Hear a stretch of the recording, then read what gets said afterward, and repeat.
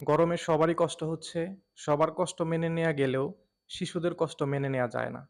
গরমে শিশুদের শরীর থেকে অতিরিক্ত পানি বের হয়ে যায়। ঘামের মাধ্যমে স্কিন থেকে অদৃশ্যভাবেও পানি বের হয়ে যায়। শ্বাস-প্রশ্বাসের সাথে পানি বের হয়ে যায়। এর ফলে দেখা যায় যতটুকু খাবার খাচ্ছে বা পানি খাচ্ছে অথবা দুধ খাচ্ছে, তার বেশিরভাগ অংশই অদৃশ্য রাস্তায় বের হয়ে যাচ্ছে। প্রস্রাবটা কমে যাচ্ছে। ঠিক এই বিষয়টা অ্যালার্মিং। যদি ২৪ ঘন্টার মধ্যে ৮ বারের কম প্রস্রাব করে, তাহলে খুব দ্রুত একজন ডক্টরের সাথে পরামর্শ করতে হবে। যে শিশুকে দিনে ১০ বার থেকে ১২ বার ব্রেস্ট ফিডিং করাতেন, এখন তার চেয়ে ১ বার বা ২ বার বেশি ব্রেস্ট ফিডিং করাবেন। ব্রেস্ট ফিডিং করানোর আগে অন্ততপক্ষে ১ ঘন্টা আগে অবশ্যই আপনি ১ গ্লাস থেকে ২ গ্লাস পানি পান করবেন। তাতে আপনার শিশু ব্রেস্ট ফিডিং এ পানির পরিমাণ আরো বেশি পাবে। ৬ মাস বয়স পার হয়ে গিয়েছে, যাদের বাড়তি খাবার দেয়া যাচ্ছে, তাদেরকে তরল খাবার বেশি খাওয়াবেন, পর্যাপ্ত পরিমাণে পানি পান করাবেন।